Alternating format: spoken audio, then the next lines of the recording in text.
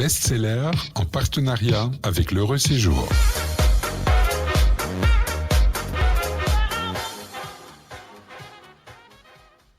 Et pour ce nouveau best-seller cette semaine, je suis ravie de recevoir dans nos studios à Bruxelles Yann Kefelec. Bonjour. Bonjour. Merci d'être avec nous sur Radio Judaïka. Votre dernier livre s'appelle La Méduse Noire. Il est paru cet été chez Kalman Levy. Yann Kefelec, expliquez-nous un petit peu ce titre. De quelle méduse parle-t-on? Il faut avoir lu le livre, évidemment, pour avoir l'explication du titre, mais puisque vous me la demandez, je vais essayer de vous éclairer. La Méduse Noire, c'est à la fois un titre symbolique et un titre qui a une application spécifique dans le roman. Dans le roman, c'est une petite enseigne peinte en noir représentant une méduse qui flotte à la devanture d'une boutique de fleurs. Le personnage principal s'étonne de la présence de cette méduse, entre dans la boutique de fleurs, croise le regard d'une jolie chinoise qui a une bouche ravissante, sauf que sa lèvre supérieure est déformée. Pourquoi est-elle déformée? Mystère, et on va pas, parce qu'il y a beaucoup de mystères dans ce roman, donc on va pas les déflorer pour nos auditeurs, hein. On retrouve néanmoins, et ça on peut le dire, Eddie Pujol, votre héros, qui était déjà présent dans D'où vient l'amour en 2022. Est-ce que ces personnages, ils vous appelaient, Yann Kefelec, ou est-ce que vous saviez dès le début que vous alliez vouloir faire une suite ou en tout cas les récupérer? Alors dans un roman, il y a des personnages qui disparaissent naturellement au cours de la narration, et puis il y a des personnages qui restent vivants après que l'auteur ait mis le mot fin à son texte. Il reste vivant, ça veut dire que voilà, il faut les oublier, il faut les abandonner, c'est pas bien de la part d'un auteur. Donc quelquefois, ces personnages demandent à renaître dans une autre histoire qui n'est pas la suite du livre précédent, mais qui tout de même fait partie tout simplement du cheminement vital de ces individus que je retrouve donc dans La Méduse Noire, notamment le personnage d'Eddie, qui a 5 ans à la fin de D'où vient l'amour, qui en a 19 lorsqu'on le retrouve au début de La Méduse Noire. Il est parti pendant 2 ans sous les drapeaux en Algérie. Il a vécu l'abomination. Il rentre apparemment sain et sauf, souriant, mais intérieurement, il est disloqué. Alors évidemment, il a fait l'Algérie à la plus mauvaise période, on est en 1962, et vous disiez il y a déjà quelques années, la famille est le vivier de tous les sentiments, les plus beaux comme les plus toxiques, et dans ce roman, il y a pas mal de sentiments toxiques en famille, Yann Kefelec. Je m'exprimais bien il y a quelques années, j'aime bien cette idée des sentiments toxiques en famille. Alors, il n'y a pas que des sentiments toxiques, hein. Moi, j'insiste pas forcément sur le pessimisme, la noirceur des situations. C'est vrai qu'Eddie a devancé l'appel qu'il a écrit au service des armées pour partir vers ces événements d'Algérie que l'on n'ose pas appeler une guerre lorsqu'il y va. Il l'a fait pour se venger du comportement de son père, qui a brisé ses amours de jeunesse avec une jeune fille qui était catholique alors que lui était protestant, chose inadmissible pour le père, et le père ne se rend pas compte de ce que va vivre son fils, qui est dans un état de rancune et de rancœur lorsqu'il revient, comme l'est le père d'ailleurs à l'égard de son fils. Eddie rentre chez lui parce qu'il ne sait pas où aller, mais finalement il ne rentre pas chez lui. Il appelle son père de la gare de Marseille. Son père souffle au téléphone sans dire un mot. Lui-même souffle sans dire que c'est lui. Les deux souffles se télescopent. Eddie monte dans un train qui n'est pas celui qui le ramène chez lui, le train du hasard. Et le hasard fait qu'il rencontre une fort jolie jeune femme habillée de blanc qui va devenir sa femme. Et qu'il demande en mariage illico presto dans ce train. Pas illico presto, il commence par... voilà, il y a une véritable rencontre amoureuse au cours de cette nuit. Il lui raconte des histoires. Elle succombe au charme d'Eddie, qui est un magnifique parleur, quelqu'un qui enchante l'histoire vraie qu'il lui dit, c'est-à-dire s'il ne se jette pas l'un sur l'autre de manière sauvage. Il y a une véritable aimantation de l'un par l'autre, de véritables affinités comme ça qui se trouvent entre ces deux personnages qui n'ont pas le choix au bout de quelques heures. Ils ne peuvent que tomber dans les bras l'un de l'autre et s'entraimer. C'est vrai.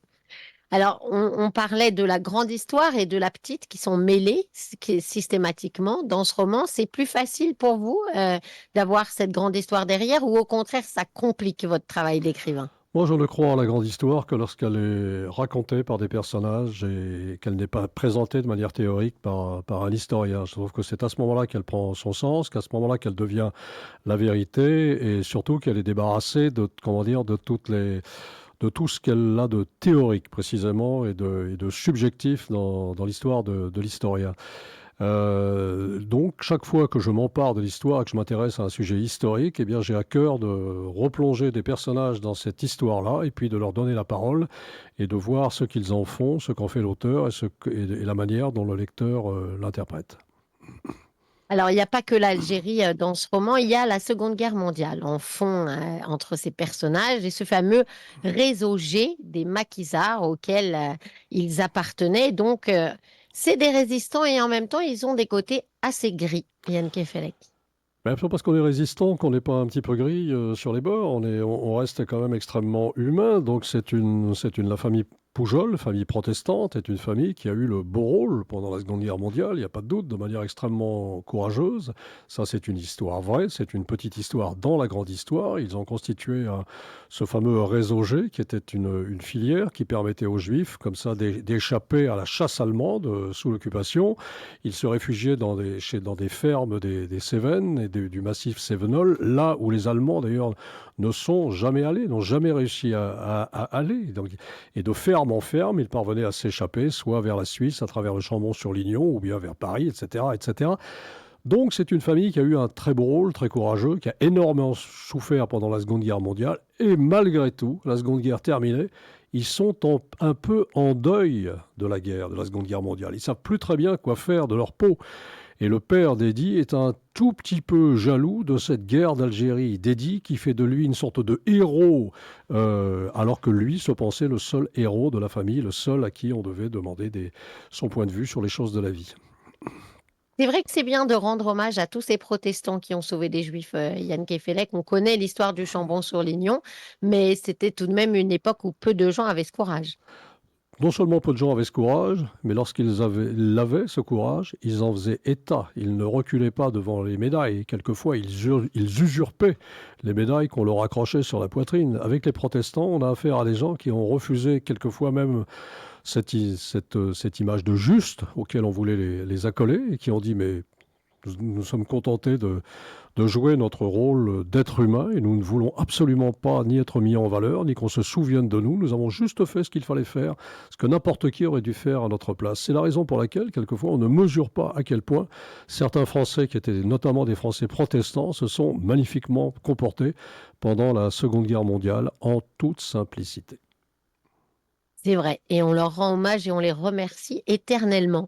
Il y a un personnage également dans ce livre, c'est Toy, qui a été sauvé des nazis par les Poujols et qui joue un rôle, c'est pas trop d'espion et en même temps d'éminence grise peut-être quelque part. Moi, je l'aime beaucoup, ce personnage d'Auteuil. Ça fait partie de ces gens qu'on voit apparaître effectivement dans des circonstances qui, quelquefois, sont des circonstances extrêmes, comme la guerre. On ne sait pas d'où ils viennent, on ne sait pas quel est leur curriculum vitae. On ne sait pas très bien, d'ailleurs, de quel pays ils sortent. Ils ne disent jamais d'où ils viennent, ni qui ils sont, ni qui ont été leurs parents, mais ils sont toujours là pour les autres et pour se dévouer. Ils aiment bien vivre cachés avec un nom qui est éventuellement un nom d'emprunt, Toy. Voilà, on sait qu'il s'appelle Toy, mais on sait pas grand-chose de lui, sinon qu'il a des mains de poupée, des mains infiniment délicates, et qu'il n'a pas son pareil pour mettre au monde ou les enfants des êtres humains, ou les veaux des vaches, ou n'importe. Voilà, c'est quelqu'un qui est parfaitement à l'aise avec les rouages du corps féminin lorsqu'il met l'enfant au monde. C'est l'accoucheur Alors, des Cévennes, secret. à propos de naissance, il y a évidemment aussi des secrets de famille dans ce roman que bien sûr on ne va pas révéler, hein, toute une galerie de personnages. Alors on a le frère jaloux, on a le fantôme de la mère aussi, Maud, même si elle n'est plus là puisqu'elle est morte, elle est très présente dans tout ce roman. Et on a Rachel. Donc énormément de gens. Ça vous a plu d'avoir comme ça beaucoup de personnages dont vous racontez par petites touches comme ça au fil du roman, à la fois le passé et le présent?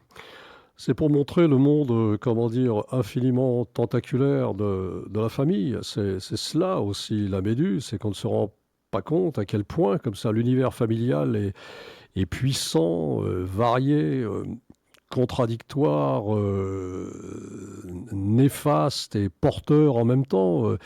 Euh, le personnage de Rachel, je l'aime beaucoup. C'est une vieille fille qui n'a probablement jamais été très belle, mais elle n'est pas vilaine non plus. Elle était amoureuse et puis elle a dit adieu. Voilà, si le commandant ne m'épouse pas, eh bien je t'épouserai toi, Dieu. Finalement, elle a épousé Dieu. Et elle est constamment là, elle aussi, comment dire, pour remettre d'équerre l'âme des autres et le moral des autres lorsqu'ils s'imaginent que tout est perdu. J'aime beaucoup ce personnage. J'aime bien le personnage de Jack parce que lui, bah, c'est le frangin qui est jaloux qui est jaloux de son frère. Bah, ça peut arriver en famille qu'on soit jaloux de quelqu'un qui, lui, a du succès auprès des filles, qui paraît mieux réussir dans la vie alors qu'il a toujours été nul en classe, ce qui a été le cas d'Eddie. Donc, ces relations fraternelles extrêmement douloureuses, c'est passionnant à décrire. Et puis, ça montre que les gens ne sont pas des gens bien ou pas bien, sont tout simplement des gens qui souffrent et qui essayent de se sauver et de sauver l'instant suivant. Alors, on se doute que vous en savez quelque chose, parce que vous n'avez pas parlé à votre frère pendant 39 ans, et à un moment, Je n'ai pas parlé à mon Eddie frère dit... pendant 30 ans. Non, J'ai dit c'est pas ça. ça? À un moment, Eddie dit dans le roman, de toute façon, chez nous, on est trop orgueilleux. Est-ce que c'est aussi ça chez les Kefelec? Alors, une chose est sûre, c'est que aucun de mes frères n'a été jaloux de ma personne, et moi, je n'étais jamais jaloux de la personne des autres. Je ne reproduis pas dans la Méduse noire une circonstance familiale qui me serait propre. En revanche, chez les Kefelec et dans beaucoup de familles, et chez beaucoup d'êtres humains, moi je pense que le poison, le plus terrible poison de la relation humaine, c'est l'orgueil, c'est-à-dire cette incapacité comme ça à un moment de lâcher le petit mot qui fait qu'une situation complexe pourrait se dénouer définitivement et la fluidité se rétablir entre les individus. Par orgueil, on peut se détruire un milieu familial, détruire sa mémoire, détruire une descendance. Pour des raisons, c'est ce qu'on appelle la tragédie superflue. Seigneur, débarrassez-nous des tragédies superflues. Eh bien, amen, j'ai envie de dire, Yann Je Kefelec. vous en Si on prie, pouvait se dites-le. débarrasser de l'orgueil et des tragédies superflues, on se porterait beaucoup mieux On est dans bien ce d'accord. monde. On est bien d'accord.